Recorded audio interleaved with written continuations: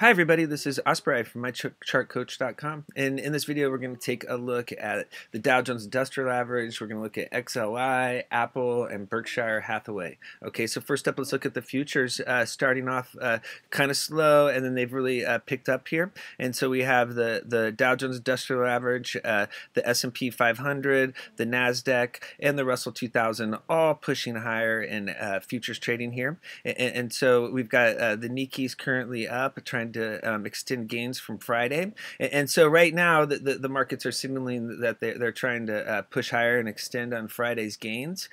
You can see here VIX is down down here at 1565, and so keep an eye on that 15 level. That has been, that was the buy zone the last time it hit that. You can see that red candle that hit 15. If there was to be a close below 15, that would be a big red flag for VIX. It would be signaling very it'd be signaling more downside risk, or for VIX traders that are long. So keep an eye on that. As you can see, this 15 level is a big level. That was the top from back here in April and in August. And so if it fails to bounce off this level, you could really see VIX cool down. Okay, let's take a look at ticker symbol INDU here. This is the Dow Jones Industrial Average. It closed up nearly 1.4%. What you want to see if you're bull is get the FASTO up here above 50. RSI did close above 55, so it's heating up. As you can see here on plus DI, the green line is below the black and the red line. That green line needs to cross over the black line, and that would be a signal the bulls are starting to heat up. As you can see, it has this falling wedge type pattern. Check out the descending resistance line. You've got a top up here, and then this red line right here was forming descending resistance, and you could see on this candle here on the 16th there was a close above the red line, and so it's been working on breaking out above that level. So if it can stay above this previous pattern, that would be bullish. Now as you can see, there is also descending support, and so the red flag is if let's say this it's currently hitting the middle Bollinger Band at 24311. That's this dotted purple line here. Let's say that turned into resistance and it did pull back. It needs to hold this red line. That's the 200-day simple moving average at 23764. That has been holding. If there's a close below, it could come down and test this descending support line, which is down here at 23200. That puts it up for, that would set it up for a potential 300-day simple moving average test. It's still in that zone where it's below the middle Bollinger Band right now. It's still currently in a bearish downtrend. If it can break above that middle Bollinger Band, the big level to break is going to be this 50-day simple moving average at 24485. Notice how that's lining up with this new pattern that's been created. So you have this previous pattern, and then now you have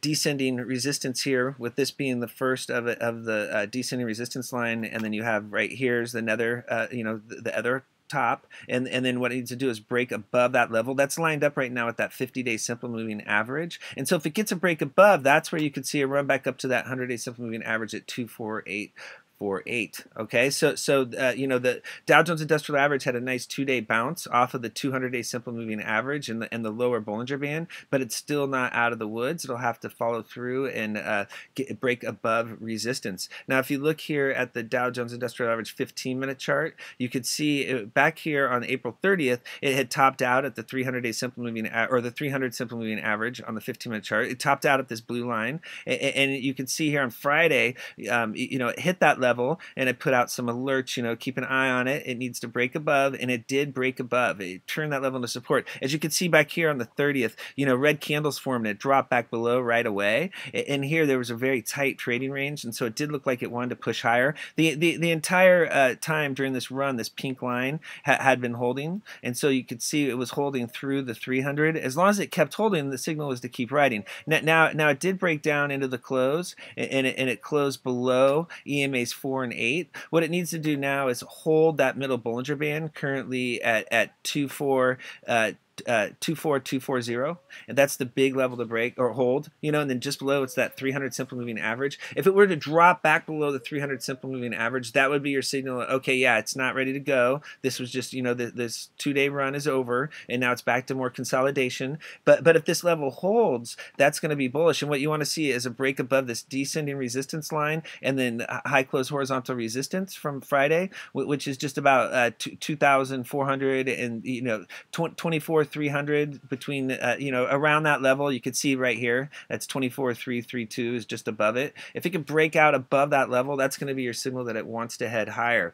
Yeah, this was a very strong move off of the bottom. You can see it came down here and hit support where there was some, you know, some loading down here on the second, you know, and then on Friday, it really broke out above all the moving averages and kept running strong into the close. So is it ready to break out higher here, or is it going to consolidate? Right now, you know, the Dow Jones Industrial Average is up, you know, pre-market trading or you know, futures trading, and so we'll see how it looks pre-market. Okay, let's look at XLI. Closed up 1.6%, 1.16%, and so this was a really nice move. We put out in the last XLI video to keep an eye on it for a bounce off the 300-day simple moving average. In the video, I showed where there were 5 red candles in a row, and so the target was this 300-day simple moving average at 72.7, and so notice how the lower wick on that Thursday candle hit that level and it bounced right off. There was some big loading off of that level. You can see the big volume spike, and so that was the signal that traders were playing the bounce, and so that was the entry point.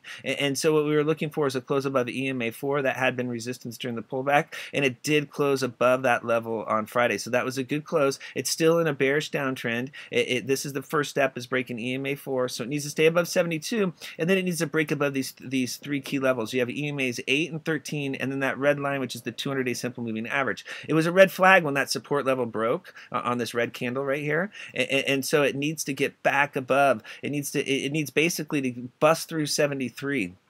If you see XLI trading above 73 and close above that level, that would be a signal that it's continuing. If it struggles with this 72.66 level, if you see it fail to get above that 200-day simple moving average, or if it drops back below 7,200, that would be a red flag. What needs to happen is it needs to get back up here above this middle Bollinger Band at 7,367, and that would signal the start of a new uptrend.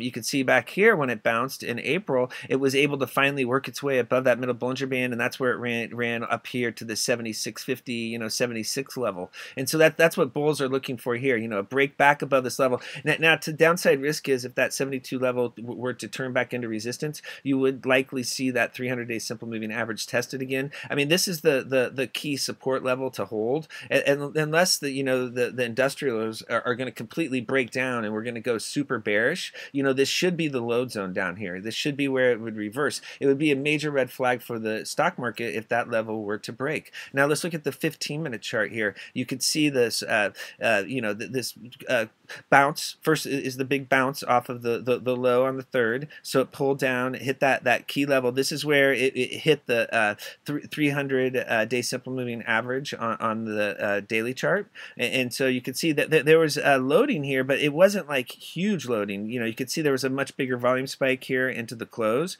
But people did play the bounce. They weren't super convinced on it though, but they loaded heavy, and these traders have been rewarded. The share price did push above that 50 simple moving average. You know, it got above the middle Bollinger Band here on the 3rd. It got above the 50 simple moving average, and then on Friday, you know, when it got above the gold line, that was the 100 simple moving average, and then it ran up to the 200 simple moving average. And alerts were put out in our chat that this is the key level to break. I know, you know, traders were taking some profits at this level into the close. So congrats to everybody that loaded this on Thursday and then unloaded Friday. I mean, that was a smart trade. It is hitting the descending resistance line. You can see you have a close here and a close here, and if you follow that line all the way down, you know that line's perfectly up with where it hit resistance on Friday, and so it's going to need to break above that 72.40 level. Basically, if you see XLI trading above 72.50, that should be the green light that, okay, yeah, the bounce is happening still, it's still bullish, and then what you're looking for is a run up to the 300 simple moving average at 73.23. Now if you see it drop below that middle Bollinger Band and that 200 simple moving average, which it did close below, turns into resistance, then you're looking at the 72.14 level. It needs to hold that middle Bollinger Band. If that were to break, you could see it could drop all the way down to 71.50 and test the 50 and 100 simple moving average. So this is going to be a crucial level on Monday. We're going to see if it can break resistance and continue the bounce, or if it's going to stall out. Okay, let's take a look at Apple. Okay, so this closed up nearly 4%. That was a huge move. Notice up here, RSI closed at 67. If you look here, it's been topping out in this zone in the past. Okay, and at the same time, if you look at Fasto, it closed at 98.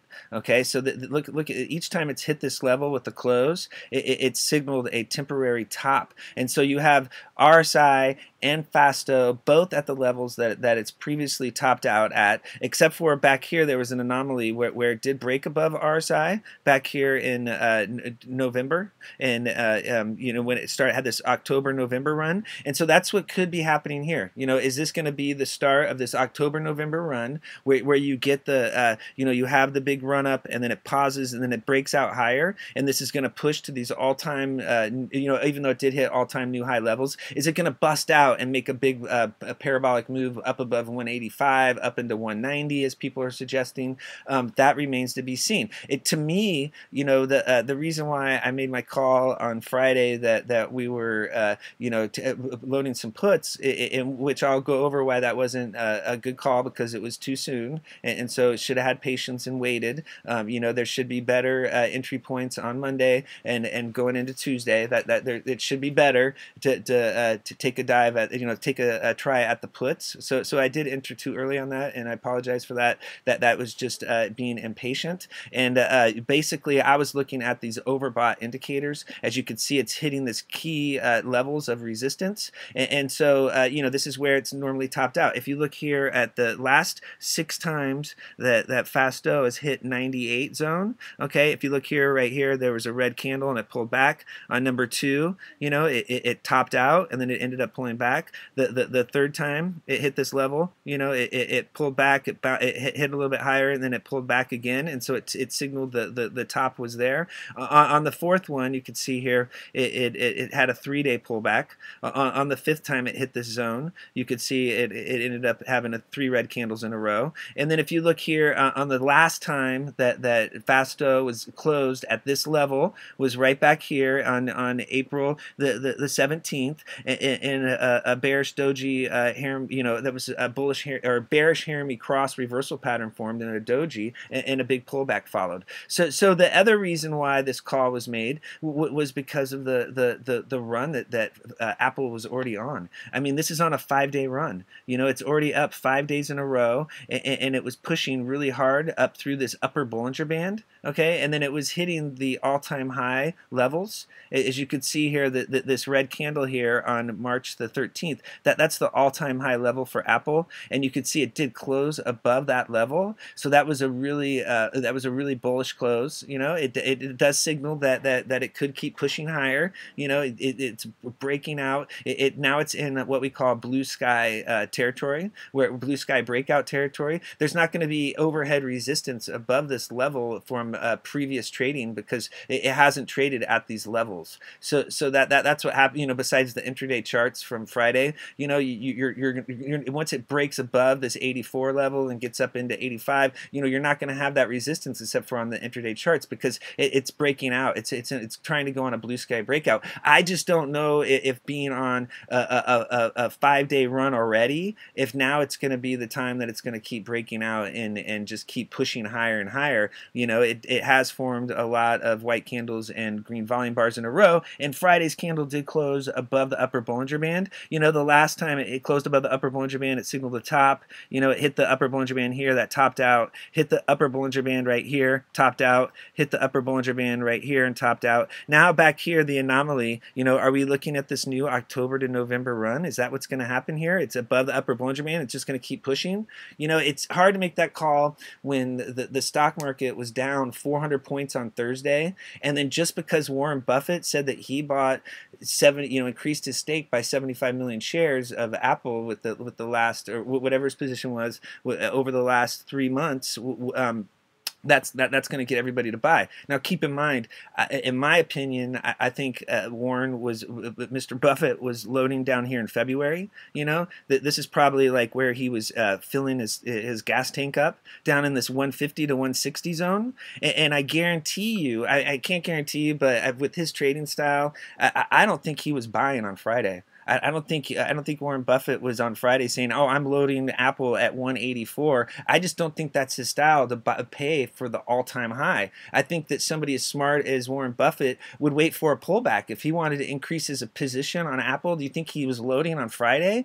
I don't think so. I think that was a major, they were pumping it. This was a major pump job. I mean, yeah, it's Apple. It's the #1 stock in the world. But he bought back here. He didn't tell you what his entry point was. He wasn't saying, yeah, everybody, I loaded at 155 to 160, and I bought all these shares, and now you guys are loading it at 184. Of course, he's not going to tell you he wasn't announcing his entry point because he loaded so much lower. So I mean, to me, it just seemed like CNBC was pumping Apple so hard. It just, and everybody was so giddy about Berkshire Hathaway, taking this huge stake in Apple that it seems to me like they're late to the party. The entry point was earlier, not at the high. I mean, why, if you're looking to be a serious investor in Apple, why not just have some patience, wait for a dip, and load on the next pullback? It's not like the stock market is ready to break out in May and just keep running new high. And it could be, I could be totally wrong. The market has been very difficult to anticipate the moves. I mean, look at the chart here, how it's going up and down and up and down. I mean, it's been a crazy market lately, and I can't blame anybody for having a tough time charting these turbulent waters, especially with the market makers going back and forth and really pressing each direction. And so right now, to me, I'm just not seeing the market like ready just to break out and just go all bullish. And we looked at the Dow Jones Industrial Average chart. I mean, this is still a very bearish chart. It's not a bullish chart, and to think that Apple's just going to be cruising to 190 and 200, I just think that at some point on a 5-day run, and it might not be on Monday, because usually when a stock is up on Friday, and then many times it'll be up on the Monday, and then Tuesday is the sell day. Okay, and so that's why I should have had more patience. If you look here at the Apple weekly chart, you can see here on the weekly chart, each candle represents 1 week of trading. It came down and it bounced off of the 50-week moving average, just like it did back here in February. And so last week, 2 weeks ago, it bounced off of that 50-day simple moving average, and then last week it bounced right off that level, and it ended up going from the 50-week moving average all the way up to an all-time new high close. And that is the thing that does signal that it could break out higher. It closed above resistance, and when that happens, many times that signals that the stock is going to keep breaking out. Now it's hitting this all-time high level. It's going to have to push above. So if it's trading above 184, that's going to signal more upside. Now I think if you see Apple pulling below 184 and start trading in the 183s, it could consolidate. And what you want to see is this 180 level hold. Okay, 180 is going to be really crucial because that was the previous high close. This is a great week for Apple. It's an incredible candle. Look how strong that is in this very volatile market where nothing is working. Is this going to be what changes the whole market and gets it rallying and reversing course? I mean, I'm not skilled enough to make that call. I'm just trying to follow the charts. But you can see there was a giant volume spike, so people were loading into Apple, and we'll see what happens. It could follow through. I think smart traders were locking in some gains here at the all-time highs, and if they really like Apple, they'll be looking to load on the next dip, and you could increase your share on the profits that you took off of unloading at these all-time highs. That's just me. Now going forward, it has to stay above the middle Bollinger Band at 170-141 to keep this uptrend going. If it were to ever drop below this 50-week moving average, that would signal major downside risk. Okay, let's look at the Apple 15-minute chart. You can see here it started back here on the 27th when it got above the middle Bollinger Band, and then on the 28th it broke above that 1500 simple moving averages. Okay, and it closed above the 200 simple moving average, the red line. So it was above the gold, green, and red lines. And then finally on the first, it closed above the 300 simple moving average. That was your big clue that Apple was really strong and heating up. And then you had that big gap up open, okay, and so it formed a new channel. Okay, so it's been bouncing off of, bounced off this 50 simple moving average, held that support zone, and then as you can see, it pushed really hard into the close on Friday. It had that super strong move on big volume, and then it looked like it was gonna take a little breather there, but it found support. It held in EMA4, and it held that middle Bollinger Band all the way into the close. So that was a super strong close. Going forward, what it needs to happen is it needs to break above this 184, 26 level, and then it needs to, and I'll show you on the next chart. But as you can see here, if it does break above, this 184 level, 184.50, that's going to be super bullish, and you could see it heading higher. Now if you look at this closer look at Apple on the 15-minute chart, this is another 15-minute chart. Just want to get a shorter time day frame here. This is just a 2-day chart, so you can get a closer look. You can see it did pull below our 70 on RSI and below 80 on Fasto. I mean, another reason why it looked like the chart was breaking down was this crossover. When the green line crosses over the black line to the downside, that's plus DI crossing 80x to the downside on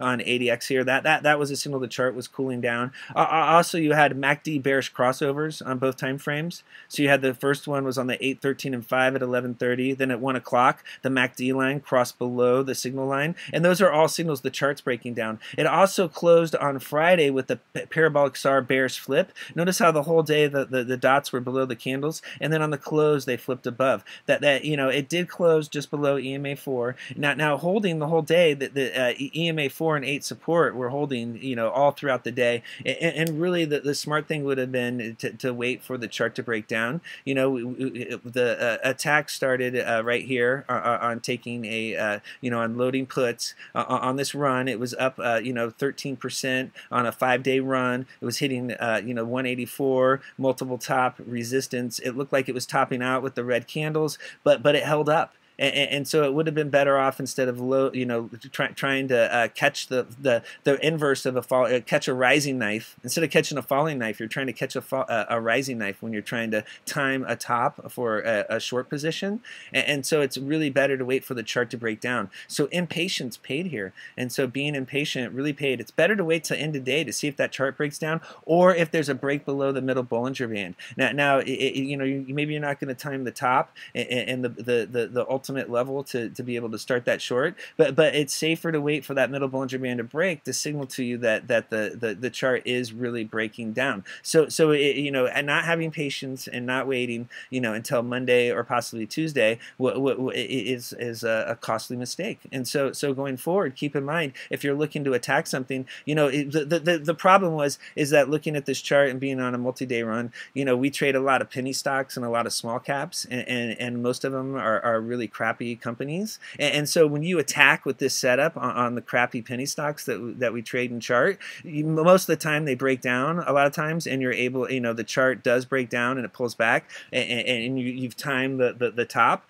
after a multi-day run on a Friday, heading, so basically though, since Apple is the #1 company in the world, arguably, this isn't a crappy stock, and it had a lot of volume and more buyers, and Buffett was screaming, buy Apple, and so that was just a really silly time to try to attack. It would have been much better to wait for it to break down, and so going forward, if you do see that 183.41 level, if you see this middle Bollinger Band on the 15-minute chart break and turn into resistance, that's going to be your signal. Okay, yeah, the chart is finally breaking down, so keep an eye on 183.50. Below that, that would be a signal. Okay, yeah, this might be a time to look at some puts, and then you check out 50 simple moving average at 179. I still think that the chart is going to take a breather, and it's going to pull back. Nothing goes up in a straight line, but it's just all about getting the best entry point possible. Why load early when there's going to be better entry points later? And so yeah, just something to keep in mind. It's always best to follow the charts. It's when you fail to follow the charts that you get burned. Okay, if you look at BRK, this is BRK.B. This is Berkshire Hathaway, and so I want to show you what Warren Buffett's charts look like. Okay, so everybody's going nuts on Warren Buffett buying Apple. We'll see how good has Warren Buffett been doing in the last year. What's his chart look like? How have his stock picks been? I mean, we all know Wells Fargo's been just horrible, and that's his second largest holding. And so look at this chart. I mean, Warren Buffett has not had a good year here. I mean, his chart is looking as ugly as the the Dow Jones Industrial Average. It's completely beaten up. He closed up here at 218, and now he's way down here at 195. And so this big boost on Friday, that's all Apple. That was I know some of his other holdings were getting pushed up as well, but this was the Apple bounce, and that was a smart move, and he is going to do well with the dividend and the Apple buyback. But it is pretty hypocritical that he's been one of the biggest critics about share buyback plans, but now he likes the Apple buyback because he thinks they couldn't find a good investment to buy, which I don't know if that's right or wrong, but it's just interesting how people turn their tables when they're change their tune when they're heavily invested in a stock. And so the bottom line is Warren Buffett's trading decisions have not been great this year according to his chart. His chart does not look pretty. He's in a bearish downtrend. He's hugging the 200-day simple moving average at 192.52. If this level breaks, then you're looking at 190. As you can see here, it bounced right off of support from February. If that were to break, then you're looking at a drop down to 184.44. To head higher, if you see Berkshire.B trading above 197, that's going to signal upside potential. Then you could see a run back up to this 50-day simple moving average, up to the 100-day simple moving average at 200 to 202. I just don't know if the other stocks in his portfolio are going to get that job done in the current market environment. I mean, are we looking at this is because Warren Buffett said he loaded up on Apple, that now it's green light, time to go, baby, go. Let's all just freaking load up and it's party time again, and we're going to get this big, strong uptrend like the markets had last year. I mean, looking at the charts, it doesn't look like that, and it looks like there's still a lot of indecision. The chart's still in a bearish downtrend. The bears are still in control. This was just a dead cat bounce. I mean, this was closed at its lowest level since back here in February. If it did not bounce there, that was going to be a clear sign that the bears were winning and the markets were completely breaking down. Okay, so if you look here, it did form bullish Hathaway reversal pattern back here on this candle right here, and so back on the beginning on Monday, and then Friday's candle, the break above, the close above this white candle, that did confirm the reversal pattern. So there is a bullish Hathaway reversal pattern confirmation, and so that's very good. And so now you just want to see follow through. The big level to break is going to be EMA 13 at 195.82. That's the immediate resistance level. That's the orange line. If it fails to get above that level, then it's going to signal further consolidation. A drop below 192.50 would be major downside risk. Okay, look at Berkshire Hathaway A share. Okay, same setup, except for it dropped below the 200-day simple moving average on Thursday. Look at that. So that was not a good. That's not a good sign.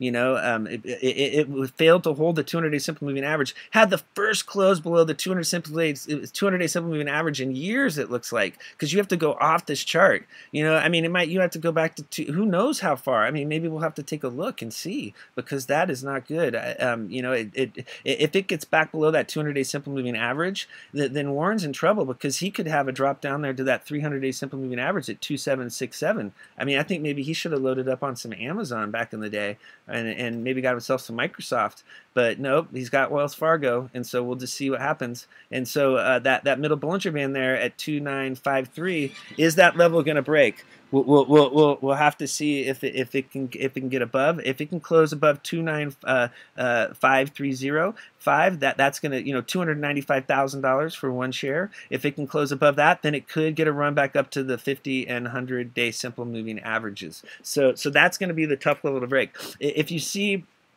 Class A shares trading below 288.892, that's going to be a major red flag. It has to hold this 285 level. That was the big level that it bounced off of in February. So keep an eye on this. I mean, there was a huge volume spike, okay, for this thinly traded stock, because each share is so expensive on Friday. So it does look like investors, have been loading, and they loaded up. I mean, and that could be from it's directly related, I'm sure, to the Apple investment. But his other stocks were doing well, as good as well. And they did just have the big investor conference over the weekend. But now, and I know he's going to be speaking on Monday on CNBC, so you're going to get more of the pump job. There's going to be more pumping going on, because look how ugly the share price looks. And if once that pump job is over, is that going to be enough to sustain the share price, or is our market forces going to take Berkshire lower? Okay, look at Berkshire.B 15-minute chart. As you can see here, it was in a really nasty downtrend. Okay, and so for multiple days in a row. And then check out what happened when he mentioned the Apple stake. just a straight line. And it busted through the 50, the 100, the 200, and then it topped out at the 300 simple moving average at 196. And so that's the big level to break, 196.24. If you see Berkshire.B trading above that level, that's going to be like, yes, okay, people are back in Warren Buffett stock. And if it fails to get above that level, that's going to signal a temporary top after this big bounce. And then what you would see likely is that 200 and middle Bollinger Band tested at 194.83, that 195 level, that level needs to hold. If it dropped below 195, then the chart would start to consolidate again. So above 196.24 signals upside potential, and below 194.83 signals downside risk. All right, so yeah, we've got the futures over here. Really, well, they're cranking it out. We'll see what happens. I'm still looking for, I think this was overdone, and there's going to be a top out. And just to see here. We're going to look at Berkshire and at a longer time frame. We're going to see when is the last time it closed below the 200-day simple moving average. And as you could see, yeah, you got to go way back here. You got to go way back. Look where you have to go. You have to go all the way back here to February of 2016. Right? So February of 2016 was the last time Berkshire Hathaway closed below the 200-day simple moving average. And what happened on Thursday? It closed below the 200-day simple moving average. So yeah, you sure as heck know why Warren Buffett is on CNBC like 24/7 and pumping the crap out of everything over the weekend, because he's worried. He's got to be worried, because if that 200-day simple moving average breaks, Warren's getting to drop down to that 300-day simple moving average, and that hasn't happened since a long time ago. So yeah, this is going to be a crucial level. It bounced off of this level back here in November 2016, and it really got a spike going. So we'll see. Is this the big level that everyone is loading up off of, or is this? Look at this downtrend. Is the downtrend going to continue? Let's bust it out to a weekly chart. This will smooth out the data, and you can see here on the Berkshire Hathaway A weekly chart that it came down and it bounced right off the 50-week moving average. You can see they had the algorithm set to buy off that level, and so you can see that's the same level it bounced off in June. The last time that it had closed below the 50-week moving average was back here in February. So right now it's in a bearish downtrend on the weekly chart, and look, even with that huge bounce, it closed below EMAs 4, 8, and 13. The bears are clearly in control, and it's not going to be a bullish chart until they close above EMA 13 at 298821, and then it has to get above that middle Bollinger Band at 303750 just to get a new uptrend going.